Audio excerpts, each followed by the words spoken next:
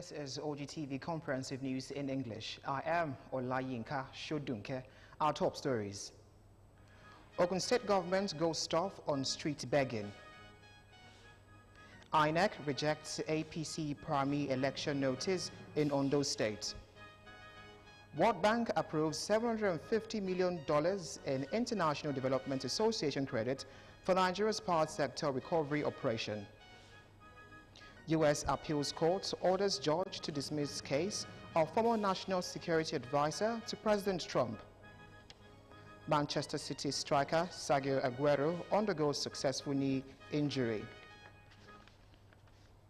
Everyone's journey is different. Focus on your own. And now to the news in full. As a way of recognizing the achievement of Governor of Ogun State, Prince Dapo Abiodun, in just 1 year in office, as well as the peaceful inter-ethnic and inter-religious coexistence in the state, the organizers of the African Traditional Sports Festival from Niger State have presented the governor a horse. Receiving the horse at Okimoson in Abeokuta on behalf of the governor, the Commissioner for Agriculture, Dr. Adeola Odedino, thanked the group for the honor done on the governor in appreciation of his achievement in the state within a year. The Commissioner emphasized that the current administration is committed to promoting unity and peaceful coexistence among the various groups in the state.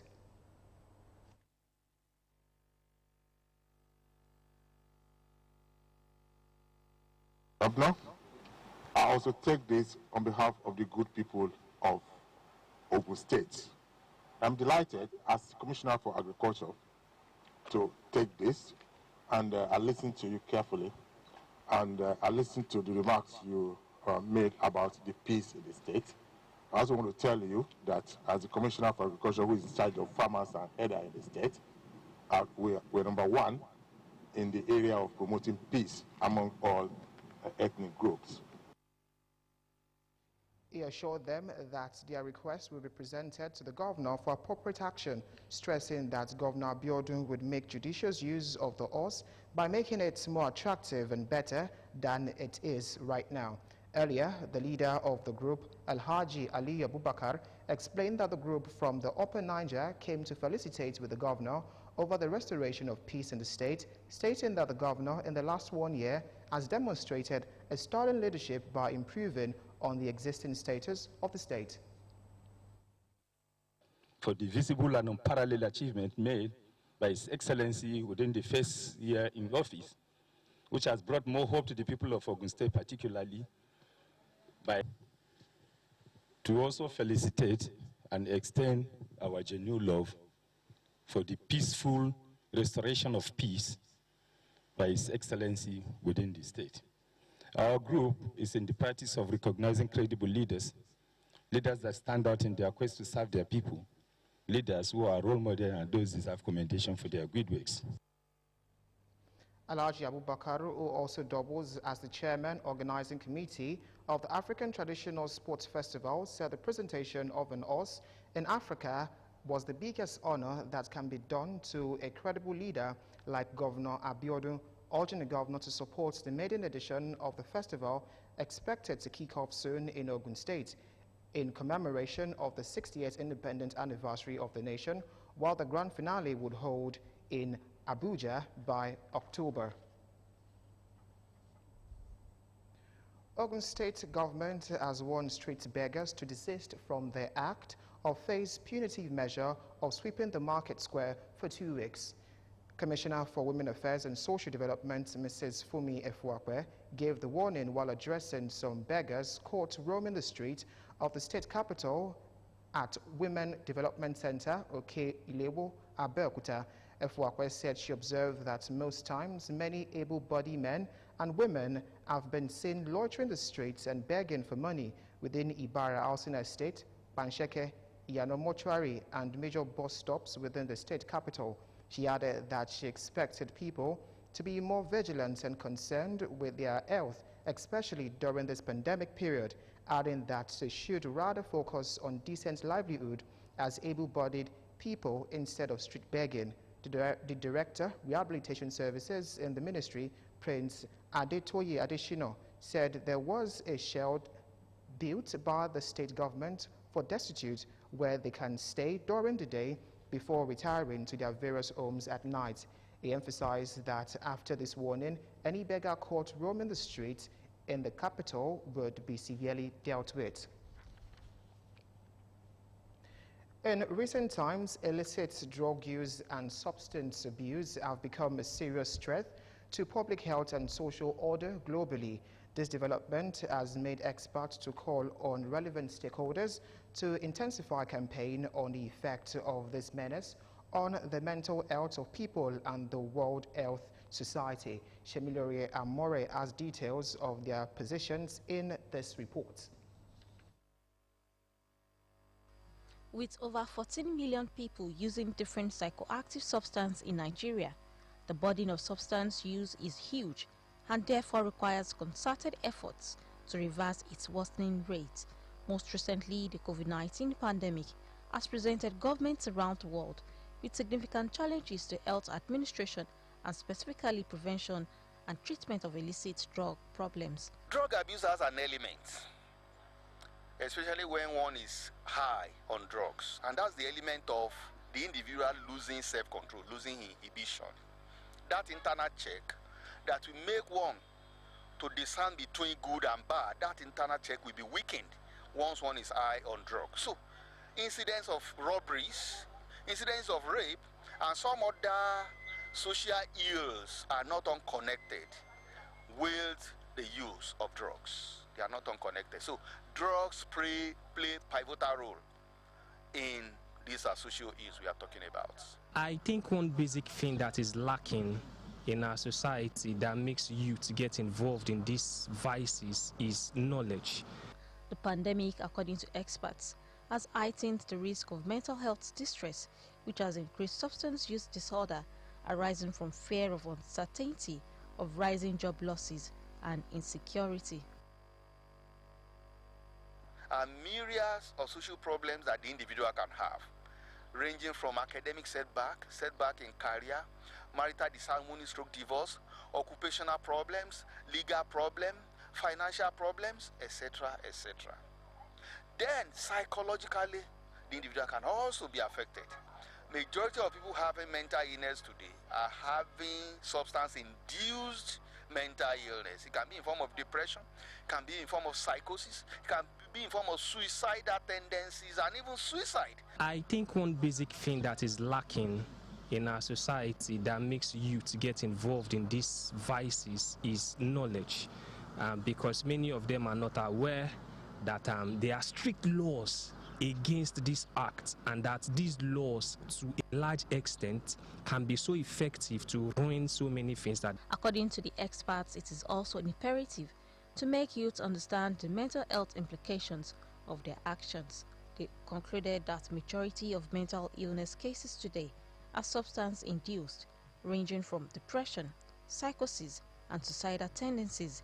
These, according to them, are health challenges that call for urgent attention. Shemilore Amore, Ogtv News. The World Health Organization, WHO, recently certified Nigeria as polio endemic-free nation, leaving the devastating disease endemic in only 2 countries.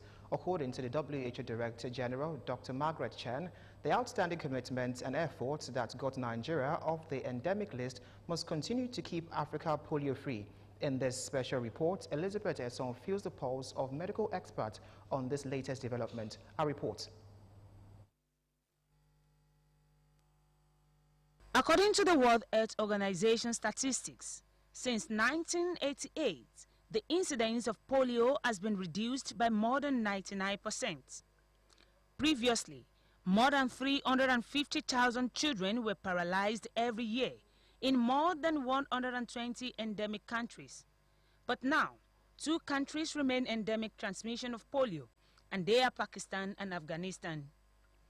Going by WHO record, as of 2012, Nigeria accounted for more than half of all polio cases worldwide. But due to adequate immunization and surveillance activities, Nigeria has been able to overcome the endemic.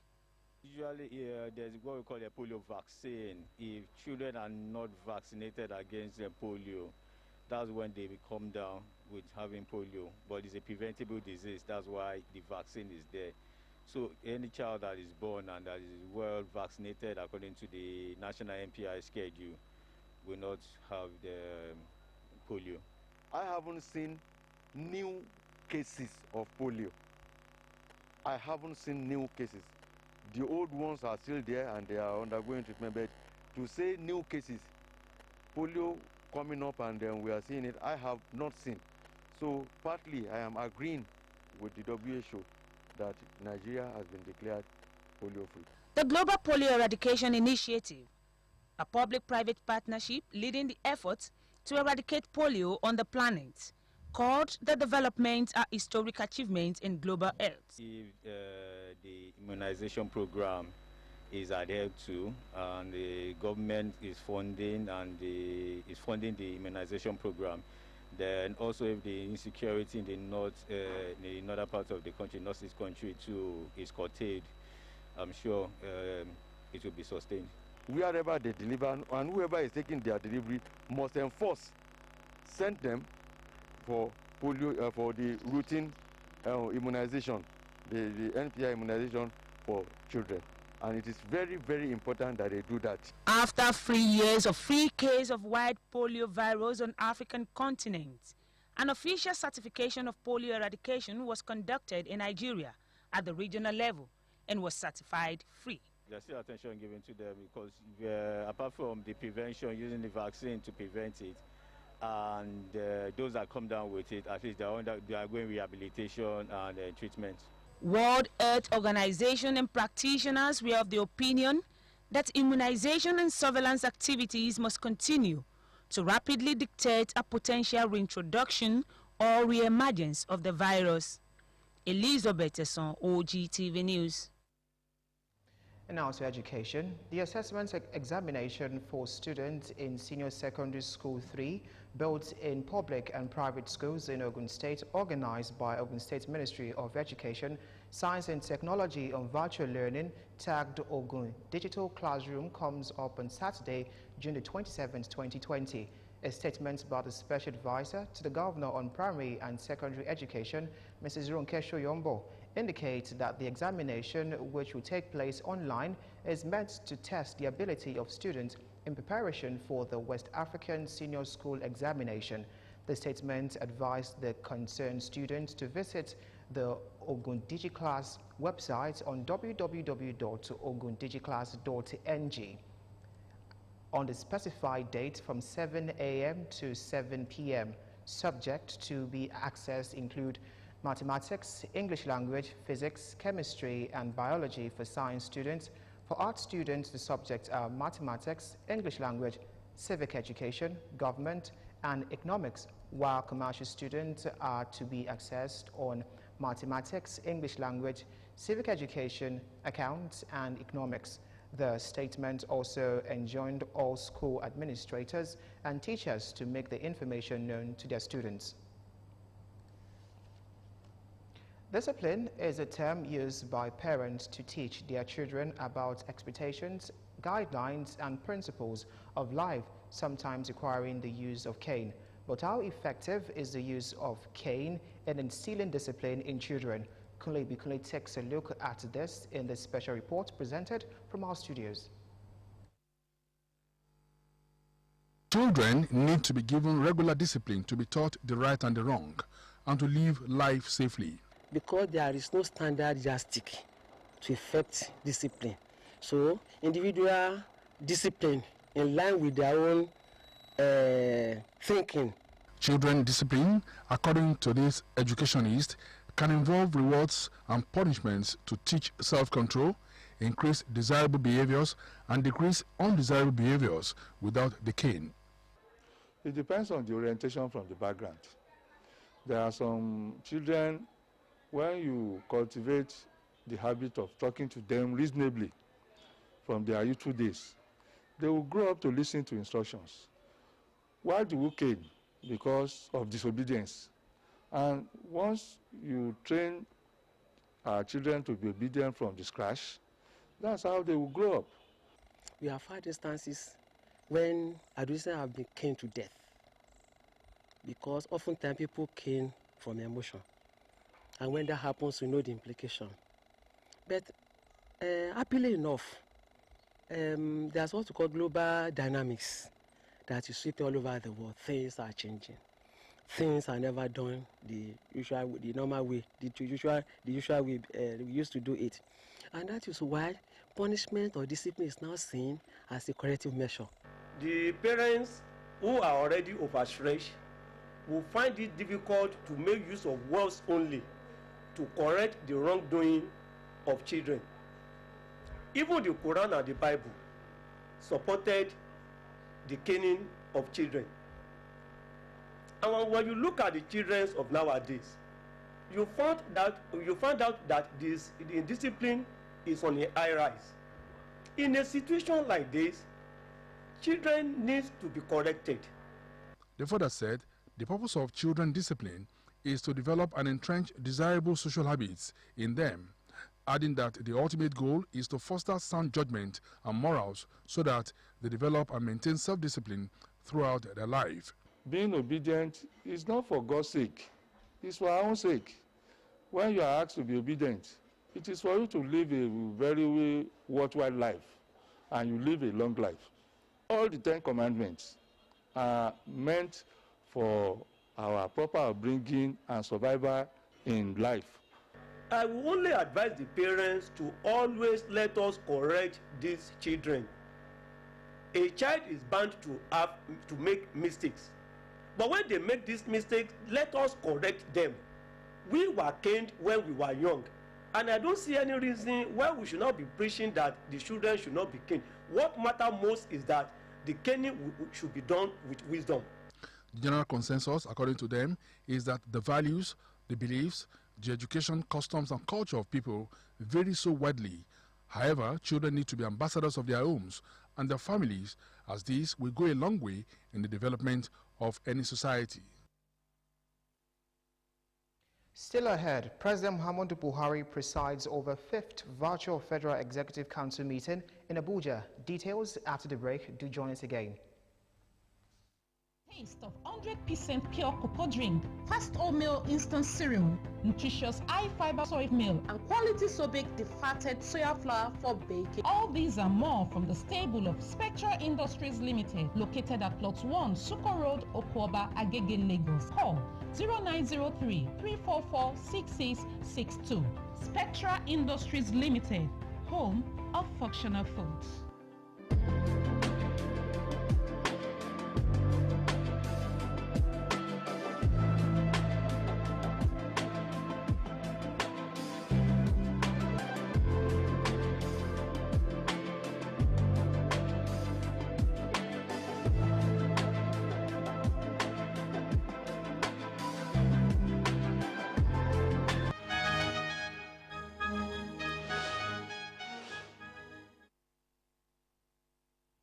Welcome back.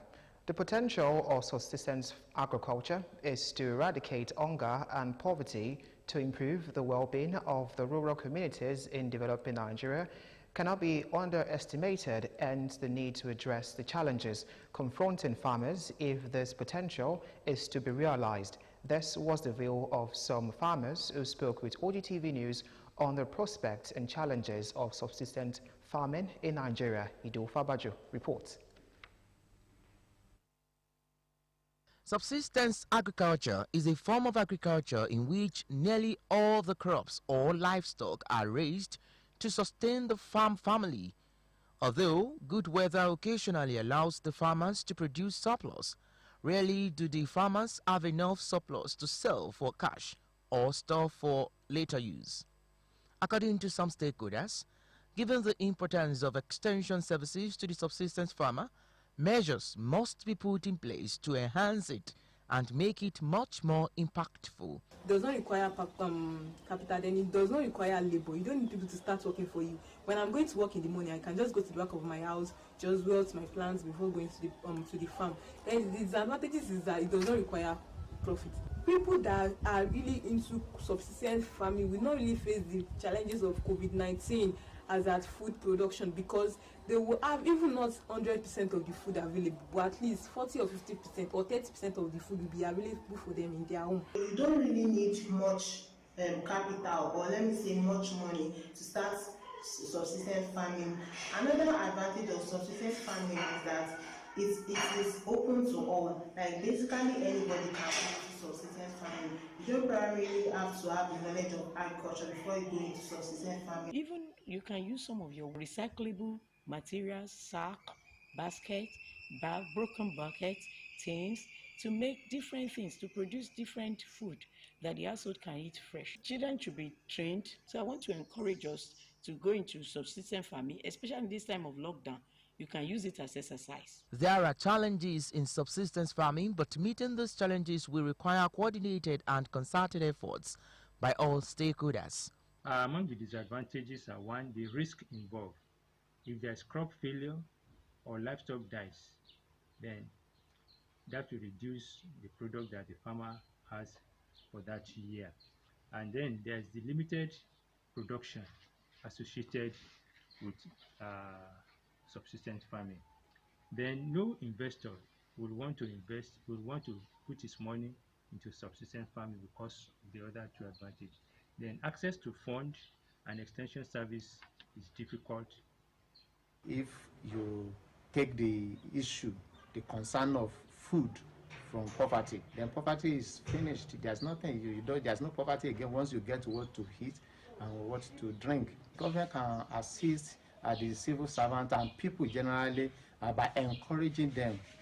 We have farm inputs, farm implements that government can provide. Well, the common thing is for one to say that government should provide money everywhere, but money is not the only thing that government can provide. They added that lack of finances by subsistence farmers limits their access to agricultural inputs such as fertilizers, pesticides, and improved seeds that would serve to increase productivity of their farms and crop yields. Hence, the need for government to introduce policies that will be supportive of subsistence farming in order to ensure food security in the country. Idowu Fabaju, Ogtv News. The 13th meeting of Nigeria's highest policy decision-making body, the Federal Executive Council meeting, has been held. Report says that the meeting is the fifth to be conducted virtually in compliance with the COVID-19 social distancing guideline. Like the previous ones, President Muhammadu Buhari is presiding over the meeting from the Executive Council chambers, with him are Vice President Yemi Osinbajo, Secretary to Government of the Federation, Chief of Staff to the President and aide, ministers who might have memos to present for consideration. Other members of the Federal Cabinet are participating in the meeting online from their respective operational bases across the nation's capital. Report says that some ministers are slated to give account of their stewardship in furtherance of the next level agenda. The ministers are expected to brief journalists on decisions taken after the meeting. The federal government has rolled out conditions schools and learning institutions in the country must meet before reopening. The conditions are contained in a 36-page document submitted to the Senate by the Minister of Education, Malam Adamu, for their information. The document, obtained by the media, is titled Guidelines for Schools and Learning Facilities Reopening After COVID-19 Pandemic Closure. The minister, in his foreword to the document, described the conditions as key strategies for implementing safe, efficient and equitable plan for school reopening and operations. He noted, given that COVID-19 may be with Nigeria for a while, the guidelines also highlight the urgent need to maintain and improve upon distant learning programs. The major plan of the conditionality is that schools must create immediate temporary COVID-19 isolation space before they can be considered to reopen. Schools are also mandated to ensure establishment of a school COVID-19 referral system, including protocols and procedures to take if learners, teachers, administrators and other education personnel may become unwell in the school. Schools are also to establish and adequately equip dispensary and clinic as appropriate. Ghanaian President Nana Akufo-Addo has apologized to Nigeria over the demolition of the Nigerian High Commission building in Accra, the country's capital, last week. Akufo-Addo, who apologized to Nigeria during a telephone chat with President Muhammadu Buhari, also said he had ordered an investigation into the incident. A businessman, reportedly accompanied by armed policemen, stormed the Nigerian High Commission last weekend with bulldozers and destroyed structures under construction within the premises. A statement by the President's Senior Special Assistant on Media and Publicity, Malam Garba Shehu, said some suspects had been arrested in connection with the incident. In a telephone call, the Ghanaian leader told President Muhammadu Buhari that he had directed full investigation into the incident. Earlier in the day, it further emerged that some suspects had been arrested and will be arraigned in court. Also, House of Representatives Speaker Femi Gbajabiamila has said Nigeria needs to take appropriate measures against Ghana on the incident.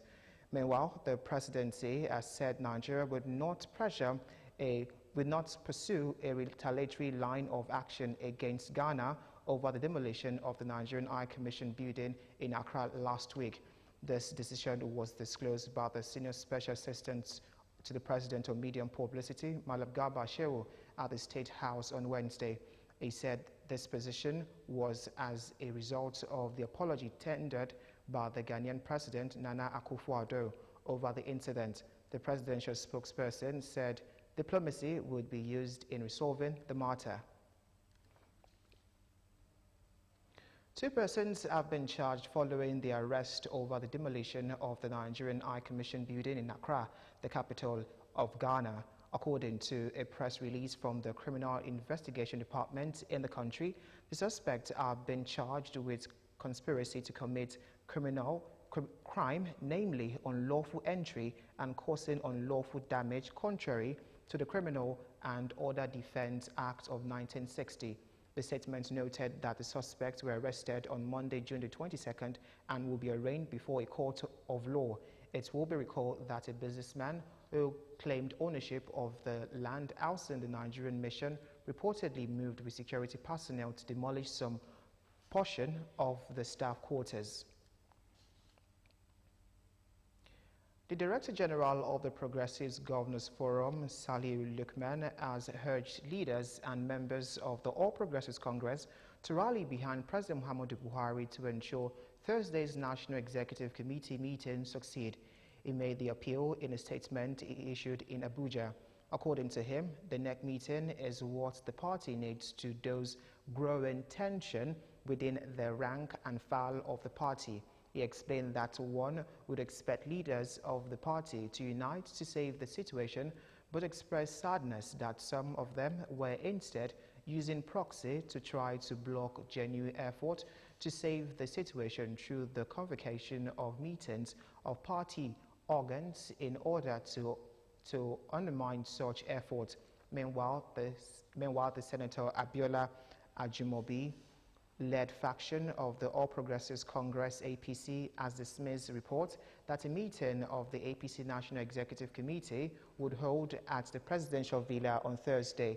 APC Vice Chairman South Hilliard Etta, who is acting on behalf of Senator Ajimobi, said the rules for convoking the National Executive Committee meeting is clearly stated in the party's constitution, as he announced receipt of communication on the lifting of the suspension of Chairman Comrade Adams Oshiomhole. It said a minimum of 14 days' notice was required to call for a NEC meeting, adding that the proposed NEC meeting at the Presidential Villa was null and void.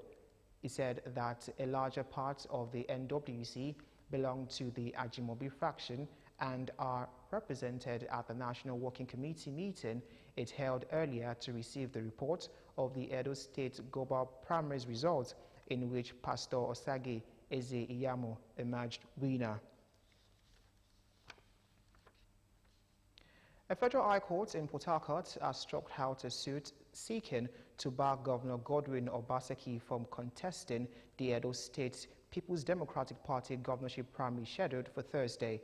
The court took the decision after parties to the suit agreed out-of-court settlement and withdrew the matter, which was before Justice E.O. Obile.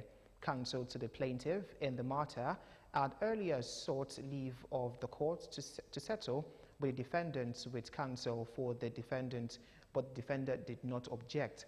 The court took a recess in the morning to allow parties in the suit amicably settle their contentions out of court, but the court, upon resumption on the matter, struck out the suit after the plaintiff-led counsel, D.C. Duente, withdrew the suit on the ground that all the parties had settled amicably.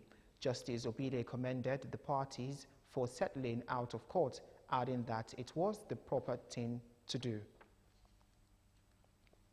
To ensure a fair and credible governorship primary in Edo on Thursday, the National Working Committee of the People's Democratic Party, PDP, has set up a 5-man committee led by Governor of Bauchi State, Senator Abdulkabir Mohammed. It will be assisted by Governor Seyi Makinde of Oyo State and the Governor in Zamfara State, Senator Lilian Uche Ekwenife, and Honorable Solomon Bulos Mane, who will serve as secretary.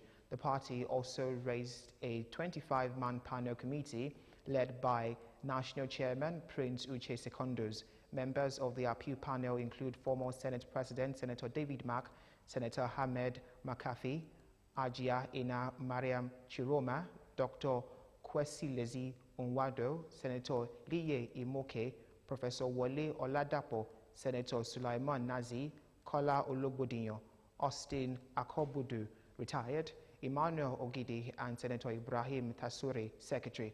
In a statement, the National Organizing Secretary of the PDP, Colonel Austin Okobodu, said that the Electoral Committee is mandated to conduct the primary election that will elect the party's flag bearer, Edo State, for the September 19, 2020 governorship election, while the Electoral Appeal Panel would consider appeals arising from the governorship primary election. The Independent National Electoral Commission has rejected the notice of governorship primary sent to it by the ruling All Progressives Congress, APC. The electoral body hinged its decision on the fact that the notice was signed by only the party's acting national secretary. It said that was contrary to the Commission's guidelines, which required that such notice should be jointly signed by the national chairman and national secretary of the political party. The Commission conveyed its position to the APC in a letter dated the 22nd of June 2020 and signed by its secretary, Mrs. Rose Orihan Anthony. The letter marked INEC DEPIM 577T3 with the title "Renotice of Conduct of Primaries" was addressed to the party's national chairman. In rejecting the notice, INEC asked the APC to issue a fresh notice that will comply with the guidelines. The Commissioner of Police in Ogun State, Kenneth Hebramson, has disclosed that the recruitment of special constables in the state would commence this week. Hebramson said the recruitment, which is aimed at fighting crimes at the grassroots, is part of efforts to encourage community policing in the state. Hebramson said this on Wednesday after the inauguration of the new state chairman of the Police Community Relations Committee, Samson Popola. He added that the recruitment would commence shortly after the agreement have been finalized at the area command, local government areas, and the divisional levels this week. The commissioner noted that the constables would be trained on police operation and would be given police uniform, although without badge. According to him, the constables will assist the command to prevent criminal activities, given the command intelligence report, and resolve crises among members of the public. Police in Ogun State have arrested 4 hoodlums among those who invaded Ijebu-Igbo Motor Park in the early hours of Wednesday, the 24th of June 2020. The hoodlums, namely Kabiru Kazim, 45, Abiodun Yusuf, 36, Adewale Adeshino, 42, and Busayo Adesanya, aged 24, were arrested following the distress call received by the DPO Ijebu-Igbo Division that some armed persons with dangerous weapons have invaded the motor park and started attacking people, as well as destroying vehicles and other valuable properties within the park. 25 vehicles were destroyed, with one person seriously injured. Meanwhile, the Commissioner of Police, Kenneth Abramson, has directed that the arrested hoodlums be transferred to the State Criminal Investigation and Intelligence Department for discreet investigation. He also directed that those who are directly involved in the pandemonium must be hunted for and brought to book. The Commissioner thereafter warned that anyone who chose violence as a means of settling any issue in the state will have the command to contend with, as such action will not be tolerated under his watch. Still on security matters, 13,000 applicants have applied for recruitment into the Western Nigeria Security Network, codenamed Operation Amotekun Corps in Osun State. The Director General Amotekun Corps in the State Command disclosed this on Wednesday. Governor Adegboyega Oyetola had on Monday, June the 15th, directed that recruitment into the Amotekun Corps should commence. The time limit for the application, which lapsed Friday, was later extended to Tuesday. In a chat with the media, Comrade Chitu said 13,000 applicants have been received. He said the successful applicants would soon be shortlisted and subjected to other tests. Bandits have attacked Karaye village in Batsari local government area of Katsina State, where they kidnapped the daughter of the village head, Chiroma Amadu Karaye. Residents said the 20-year-old woman was adopted alongside another 23-year-old woman who had a baby strapped to her back at the time of the incident. The bandits, who were said to be 20 in number and fully armed, reportedly stormed the village on motorcycles. They were said to have attacked several houses in the village, including that of the village head where they adopted his daughter. One of the residents, Mustafa Ruma, said the bandits also seized the mobile phone of the village head and gave him a new SIM. He was instructed to call them on for negotiations. The bandits were also said to have rustled some animals and stolen food items from the village during the operation. Officers and men of the Ogun State Traffic Compliance and Enforcement Agency, TRACE, have rescued a middle-aged man identified as Fatai Oyedele, who was attempting to commit suicide by jumping into Ogun River with sniper in his hand around Akin Olubade area of the river. The prompt and timely intervention of the TRACE officers at the scene of incident evaded what would have been an eventual suicide with the help of some civilians at the scene. The 36-year-old father of 5, who is married to a cloth seller, Jumai Oyedele, was called out of the river shores and handed over to the police for further investigation. The 2020 annual Shobo Showemimo lecture is scheduled to hold on Friday, the 26th of June 2020 at the Millennium Hall of the Abeokuta Club at 4 in the evening, according to a statement by Chief Sheson Okutoro, the General Secretary of the Abeokuta Club. This year's edition, which has as topic COVID-19 pandemic and Nigeria security issues. The way forward will involve the use of virtual attendance through Zoom and other appropriate technology to observe the COVID-19 protocols. Former President of the Federal Republic of Nigeria, Chief Olusegun Obasanjo, is expected to be the guest speaker, while Chief Emeka Anyaoku will chair the occasion. Members of the public are invited to join the lecture through a Zoom link. The annual lecture is in honor of Chief Shobo Showemimo, the Jagunno of Egbaland, who was one of the founding members of the Abeokuta Club, founded in 1937. He was as well the founding president of the foremost social club. On the business segment of the news, World Bank approved $750 million for Nigeria's power sector recovery operation. More news on the business segment of the news.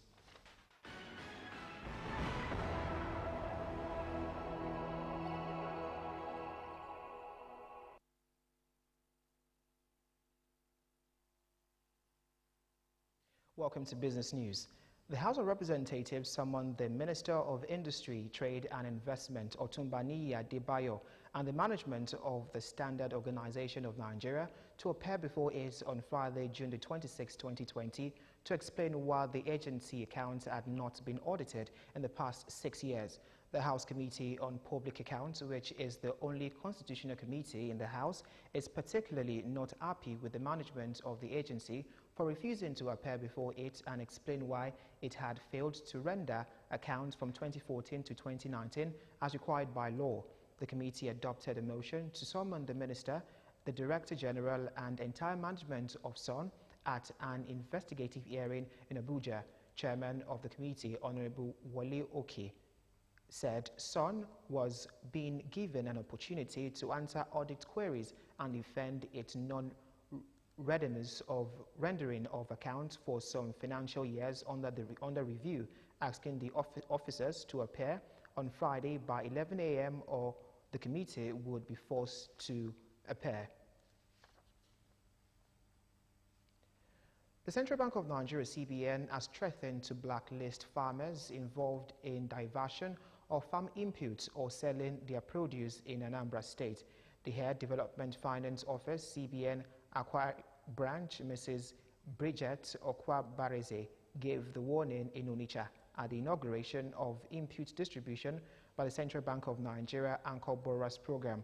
She advised farmers engaging in such practice to desist forthwith or be outrightly banned from further participating in any CBN intervention programs. She pledged federal government continued support to farmers with relevant farm inputs to ensure food security, explaining that the program was not a grant but a loan facility in form of farmer input and cash component. According to her, farmers that divert their farm input or sell their produce would be blacklisted outrightly and banned from further participating in any CBN intervention program.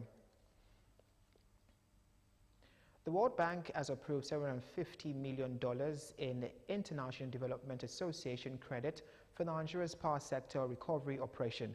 The World Bank Board of Directors gave the approval to improve the reliability of electricity supply, achieve financial and fiscal sustainability, and enhance accountability in the power sector in Nigeria. According to the World Bank, about 47% of Nigerians do not have access to grid electricity, and those who have access face regular power cuts. The bank noted the economic cost of power shortages in Nigeria is estimated at around $28 billion, equivalent to 2% of its gross domestic product. The World Bank lamented that getting access to electricity ranks as one of the major constraints for the private sector, according to the 2020 Doing Business report. The global coronavirus pandemic has sparked an economic crisis like no other, sending world GDP plunging 4.9% this year and wiping out $12 trillion over 2 years, the IMF has said. Worldwide business shutdowns destroyed hundreds of millions of jobs, and major economies in Europe face double-digit collapse. The prospects for recovery post-pandemic, like the forecasts themselves, are stemmed in pervasive uncertainty given the unpredictable part of the virus, the IMF said in its updated World Economic Outlook. The COVID-19 pandemic has had a major negative impact on activities in the first half of 2020 than anticipated, and the recovery is projected to be more gradual than previously forecast, the fund warned. World GDP is expected to rebound by just 5.4% in 2021, and only if all goes well, the IMF warned. The Nigerian Stock Exchange has upgraded its data portal to provide a more efficient, user-friendly experience for subscribers. The new features on the data portal include data product, subscription management, and payment gateway interaction, among others. The data portal was first introduced in 2013. It is an online application that serves as a repository for real-time yield, end of the day, and historical data for fiscal instruments listed on the NSE exchange. The upgrade of the X data was in line with the desire of the NSE to continue accessible leveraging of digital technology. The newly Exchange X data portal has been equipped with market-focused features that will complement the NSE website and other NSE portal in response to stakeholders' increased demand for easy access to data.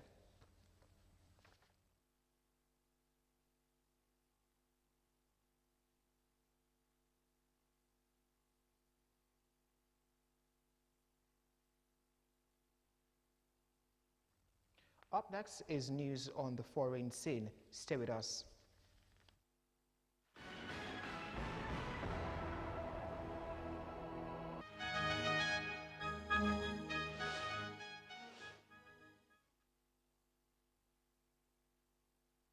On the world today, U.S. Appeals Court orders judge to dismiss case of former National Security Advisor to President Donald Trump, Michael Flynn.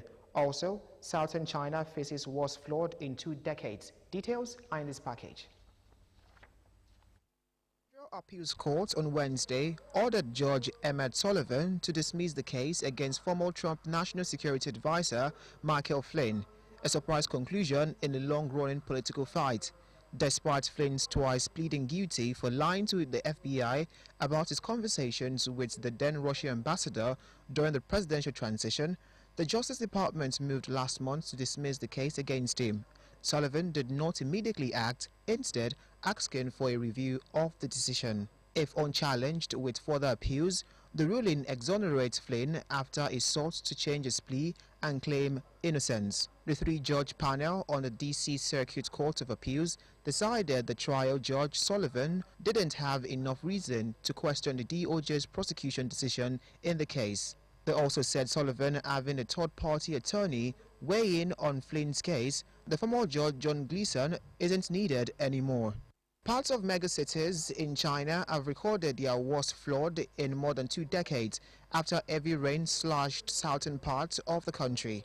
The city of Chongqing, built around the area along the banks of the Yangtze River and is home to more than 8 million people, saw water level rise by 5.1 meters above the flood line following intense outstream rainfall. Photographs and videos taken at the scene showed submerged houses and businesses. Authorities in the city issued a red flood alert warning for parts of the city on Monday and encouraged residents to move away from affected areas. In some areas, the deluge are believed to be the most severe since at least 1998. That year, higher than average rainfall triggered inundation that officially killed 3,700 people and left some 50 million homeless across the country. And lastly, Russia is celebrating its biggest public holiday Victory Day with a military parade in Moscow that was meant to be held on the 9th of May. It is 75 years since the then USSR defeated Nazi Germany. World War II cost more than 20 million Soviet lives. President Vladimir Putin reluctantly postponed the big annual celebration because of the coronavirus pandemic, but it was scheduled ahead of a key constitutional vote which could allow him a further 2 terms in office. Moscow's lockdown is this month, but mass gatherings technically remain banned. Soldiers taking part had to go into quarantine ahead of the parade.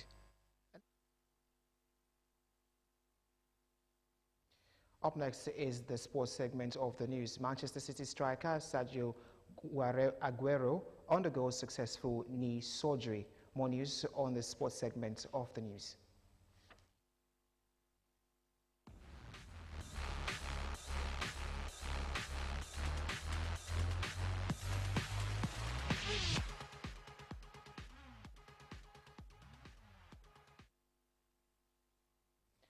Welcome to Sport News. The head of the management committee of the Nigeria Women Football League, Aisha Falode, has affirmed that the Women's League body has the mandate to evolve into a global league brand capable of competing favorably with the top women's league across the world.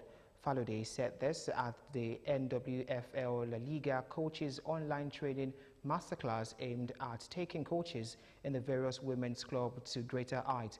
Falode, in our opening speech at the online training program on Monday, expressed her gratitude to La Liga, most especially top Pedro Malabi, head of La Liga Women Football, and the entire La Liga team for their commitment at making training program a reality. Manchester City striker Sergio Aguero has undergone a successful knee surgery. The Argentine had traveled to Barcelona to see a knee specialist amidst fears a season might be over, but his manager Pep Guardiola said it was too early to put a timescale on a 32-year-old return to action. Aguero was forced off before half-time in the home side 5-0 Premier League win over Burnley on Monday following a challenge by defence Ben Mee. Arsenal defender David Luiz has agreed a new one-year contract with the club. Defenders Pablo Mari and Cedric Soares will also join the Gunners permanently at the end of their loan deal. Meanwhile, midfielder Dani has extended his loan deal from Real Madrid until the need for this season. Brazil centre-back Luiz, 33, joined the club from Chelsea last year but was sent off during Arsenal's return to Premier League action, a 3-0 defeat at Manchester City last week. Spanish centre-back Mari, 26, and Portugal right Soares, 28, will complete their moves when the transfer window opens next month. Novak Djokovic was widely condemned for hosting a tennis exhibition where he was one of the 4 players to test positive for coronavirus, a lapse that sent Southern through a sport struggling to get back on its feet. The world number 1 on Tuesday issued an unintended apology for the now cancelled Adri Tour in the Black Lane, where social distancing was minimal and matches were played in front of thousands of fans. 33-year-old Djokovic said he is so deeply sorry that the tournament caused harm. His wife has also tested positive after the couple traveled back from Croatia to Belgrade where they tested positive. Among the scathing criticism of Djokovic, there were questions about whether he or tennis should be allowed back on any court in the near future. Pope Francis has written a letter to support Alex Zanardi, the former Formula One driver and Paralympic champion who is battling for his life after a serious bike road accident. A short letter dated Tuesday was published by Wednesday's Sports Daily, La Gazette Sport. Francis wrote he was encouraged by the father, a priest and friend of both the pontiff and Zanardi. Pause, who saw the Pope at his Vatican residence on Tuesday, is an amateur sportsman who ran several marathons with Zanardi, including the New York one. Zanardi suffered major head injuries on Friday after crashing against an oncoming truck during a handbike relay event on the road between the Turkish village of Penza and San Quirico. He is in an induced coma, incubated and supported by a ventilator. Though doctors have described his condition as stable but serious. And that was the sports segment of the news. Up next is the weather forecast for tomorrow.